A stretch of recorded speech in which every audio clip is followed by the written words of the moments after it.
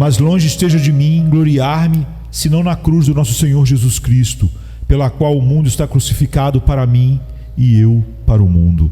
Gálatas 6:14. Este texto nos mostra o mundo crucificado. O apóstolo diz que o mundo foi crucificado para ele. O que ele quer dizer com isso? Ele considerava o mundo pregado como um criminoso e pendurado numa cruz para morrer. Bem, creio que ele quer dizer que o caráter do mundo foi condenado. Ele contemplou o mundo que pensava muito de si mesmo e disse: não o considero grande coisa, pobre mundo. Você é como um malfeitor condenado. Ele sabia que o mundo tinha crucificado o seu Salvador, crucificado o seu Deus. Ele chegou a uma proporção tal de pecado que perseguiu a perfeita inocência pelas ruas. Ele tinha zombado da benevolência infinita e a difamado. O mundo havia rejeitado a verdade eterna e preferido uma mentira. E ele tinha posto o Filho de Deus, que era o amor encarnado, para morrer na cruz. Agora, diz Paulo, conheço o seu caráter, ó mundo, eu o conheço, e não o tenho em estima mais do que o miserável e abominado por seus crimes, que é condenado à forca e assim acaba com a sua execrável vida. Isso levou Paulo, já que ele condenou o caráter do mundo, a desprezar totalmente o seu julgamento. O mundo disse: esse Paulo é um tolo, seu evangelho é loucura, e ele próprio é um mero tagarela. Sim, pensou Paulo, você em parte está certo, nisso nos unimos a ele. Do que vale o seu julgamento? Você não conheceu o Filho de Deus, pobre mundo cego. Temos certeza de que ele era perfeito e ainda assim você o caçou e o levou à morte. Seu julgamento é digno de pena, ó mundo. Você está crucificado para nós. Bem, há um grande número de pessoas que mal poderiam suportar viver caso fossem mal interpretadas pelo mundo ou pelo que é chamado de sociedade ou cultura. Ó sim, devemos ser respeitáveis. Precisamos receber uma boa avaliação de todos os homens ou estaremos prestes a desmaiar e a ficar deprimidos. Paulo tinha outra mentalidade. Ele não se importava com nada que o mundo pudesse dizer. Como poderia querer agradar a um mundo tão abominável que tinha matado o seu Senhor? Ele preferiria receber um conceito ruim por parte do mundo do que ter uma boa reputação diante deste. É melhor que o mundo que crucificou Jesus franza a testa do que sorria para nós. Certamente vale mais a pena ter a reprovação dele do que a sua aprovação, se ele pode matar a Cristo. Então Paulo desprezou totalmente o julgamento do mundo e foi crucificado para ele. Bem, diz-nos para considerarmos muito a opinião pública, a crença popular, o crescente sentimento da época, o sentimento da nossa era e o espírito da era. Gostaria que Paulo lesse alguns dos nossos periódicos religiosos. Entretanto, eu não poderia desejar a esse bom homem uma tarefa tão desagradável, pois ouso dizer que ele antes ansiaria pela prisão marmetina do que ter que ler aquilo que muitos cristãos dizem hoje, do que fazer isso. Mas ainda assim, eu gostaria de ver como ele ficaria depois de ter lido algumas dessas expressões sobre a necessidade de nos mantermos sintonizados com o sentimento do momento. O que? Ele diria: o sentimento do mundo está crucificado para mim. Do que me importa a opinião deles? Somos de Deus, seus filhinhos, e o mundo inteiro jaz no maligno. Você acataria o que o mundo que jaz no maligno pensa sobre você ou sobre a verdade de Deus? Você vai suavizar sua língua e suavizar o seu discurso para agradar o mundo que jaz no maligno? Paulo ficaria indignado com tal proposição. Ele disse: o mundo está crucificado para mim. Por isso é que ele considerou todos os prazeres do mundo como tamanha podridão, uma carcaça pregada numa cruz. Você pode imaginar Paulo sendo levado ao Coliseu em Roma? Tento imaginá-lo sentado em um daqueles bancos para assistir a um combate de gladiadores. Estão ali o imperador, todos os grandes nobres de Roma e os senadores. E há todos aqueles olhos cruéis olhando para baixo em direção aos homens que derramam o sangue um do outro. Você pode imaginar como Paulo teria se sentido caso tivesse sido forçado a ocupar um assento naquele espetáculo? Teria sido um martírio para ele. O apóstolo teria fechado os olhos e os ouvidos contra a visão que Roma considerava ser o melhor prazer do dia. Eles enchiam a cidade imperial. Eles lotavam o teatro todos os dias para ver pobres animais torturados ou homens assassinarem um ao outro. Esse era o mundo da época de Paulo, e ele, com razão, o julgava como um criminoso crucificado. Se ele fosse obrigado a ver os prazeres populares dos nossos contemporâneos, sobre os quais falarei um pouco, será que não ficaria tão enojado deles como teria ficado do entretenimento no anfiteatro em Roma? Para Paulo também, todas as honras da época devem ter sido crucificadas da mesma maneira. Suponha que Paulo tenha concentrado sua mente para pensar a respeito dos miseráveis que estavam reinando como imperadores nos seus dias. Uso a palavra deliberadamente, pois não falaria mal de dignatários, mas de verdade falo muito bem deles quando os chamo de miseráveis. Eles parecem ter sido monstros desumanos, tiranos cuja loucura caprichosa violava todas as leis da natureza e decência, a quem todo tipo de luxúria era um hábito diário, a quem até mesmo buscava novas concepções de sensualidade, chamando-as de novos prazeres. À medida que Paulo pensava nas iniquidades de Nápoles e todas as grandes cidades para as quais os romanos iam quando estavam em seus feriados, Pompeia e outras semelhantes, como ele as detestava. E não tenho dúvida de que, se o apóstolo viesse aqui agora, se soubesse com que frequência postos e títulos são capazes de afundar toda a verdadeira dignidade em dissipação vergonhosa, e que flagrante degeneração é ser encontrado em posição de nobreza, ele poderia considerar, com razão, toda a pompa, dignidade e honra do mundo que existem como uma carcaça podre pendurada em uma árvore e apodrecendo ao sol. Ele diz: o mundo está crucificado para mim, ele está pendurado no cadafalso para mim. Tenho pouquíssima consideração por seus prazeres e sua pompa. Paulo julgou todos os tesouros do mundo com desdém semelhante.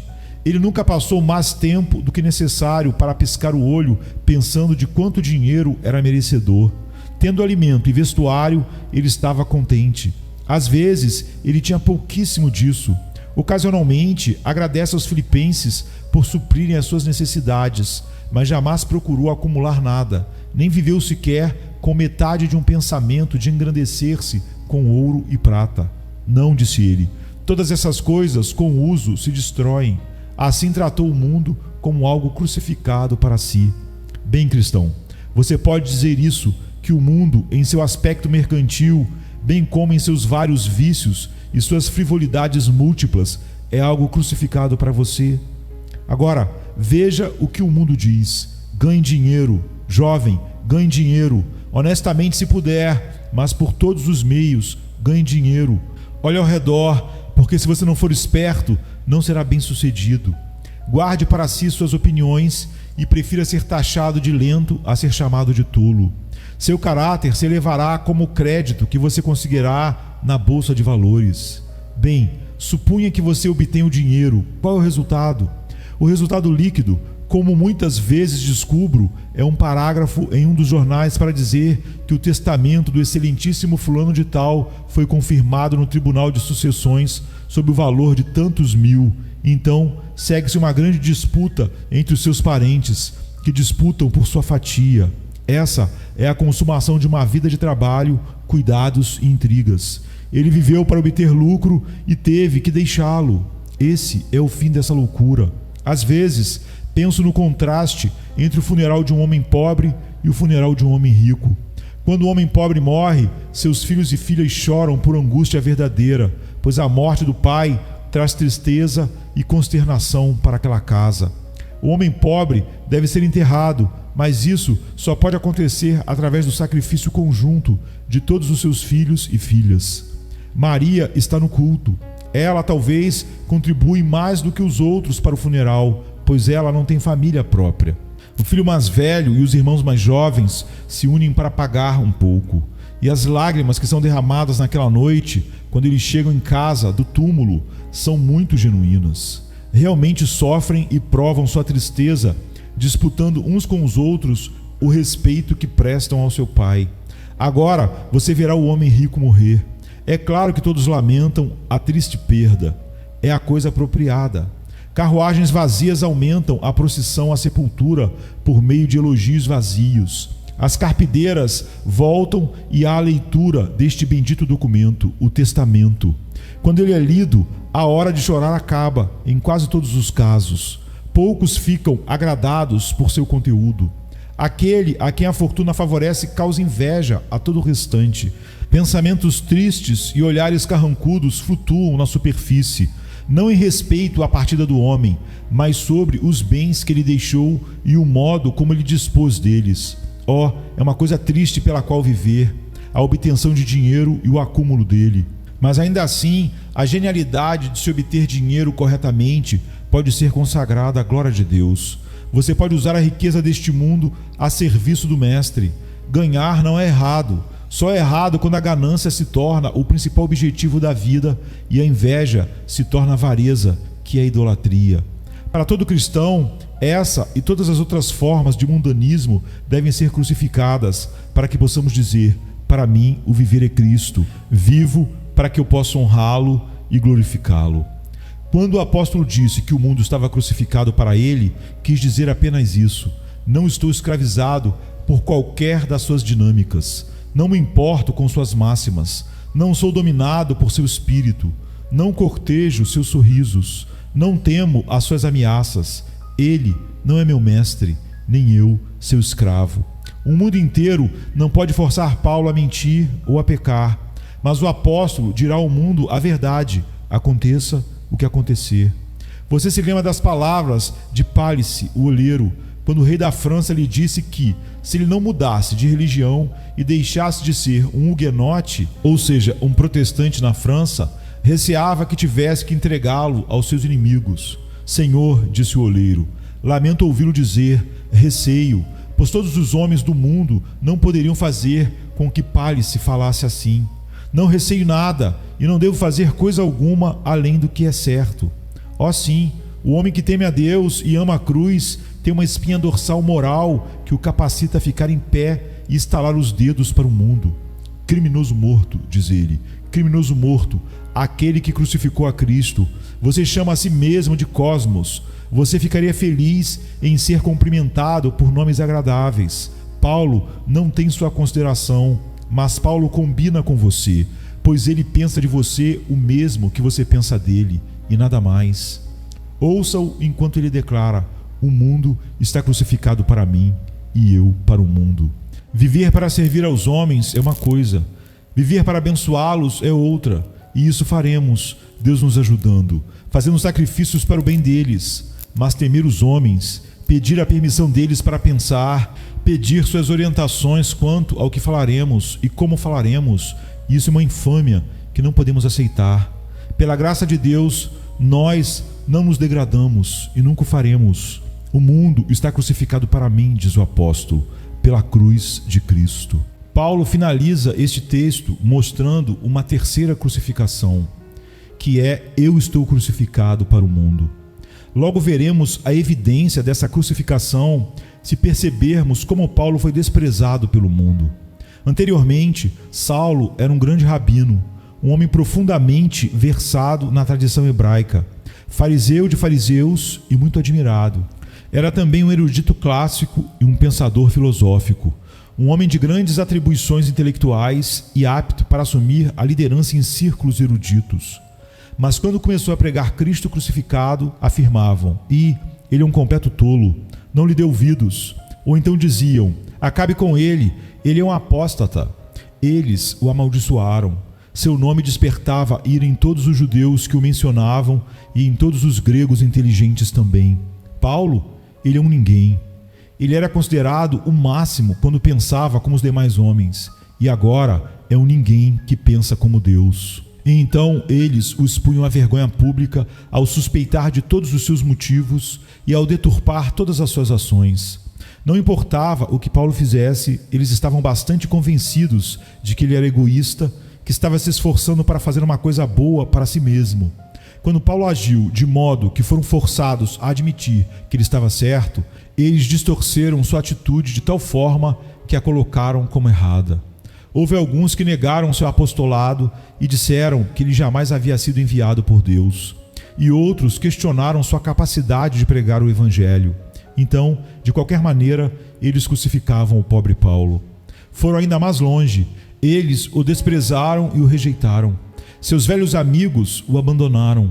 Alguns se afastaram, outros apontavam o dedo de escárnio para ele nas ruas. Seus perseguidores mostraram seu rancor contra ele, agora apedrejando ilegalmente e outras vezes com aparente legalidade, arrastando-o perante os magistrados. Paulo estava crucificado para eles. Quanto ao seu ensino, denunciaram-no como tagarela, um pregador de deuses estranhos. Ouso dizer que eles muitas vezes zombaram da cruz de Cristo, a qual Paulo pregava, como algo temporário, uma doutrina quase desconexa, e diziam: se apenas fecharem a boca de homens como Paulo, isso logo será esquecido. Parece que os ouço dizer atualmente a homens mais insignificantes: seu puritanismo antiquado está quase morto, em pouco tempo estará totalmente extinto. Nós ouvimos hoje o mesmo que Paulo ouviu. Mas pregamos Cristo crucificado, a mesma antiga doutrina que o apóstolo pregava, e por isso, pelo desprezo da sabedoria do mundo, estamos crucificados. Bem, queridos amigos cristãos, se vocês se mantiverem na cruz de Cristo, devem esperar tê-la como sua porção. O mundo estará crucificado para vocês, e vocês estarão crucificados para o mundo.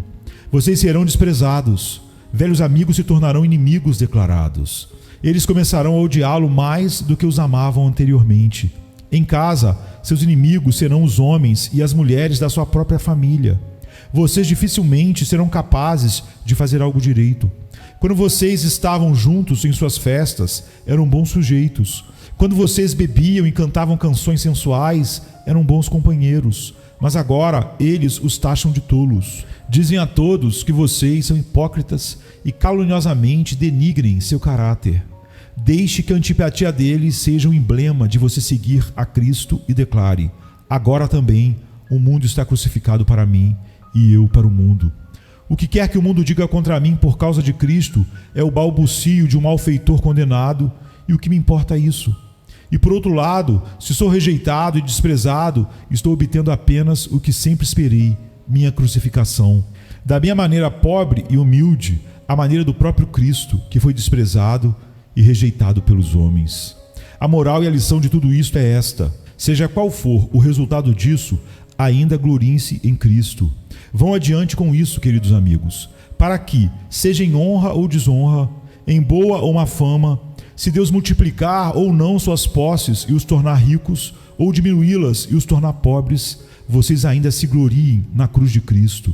Se vocês tiverem saúde, força e vigor para trabalhar para Ele, ou se tiverem que ficar deitados em um leito de enfermidade e suportar com paciência toda a vontade do seu Pai Celestial, decidam que ainda assim se gloriarão na cruz de Cristo.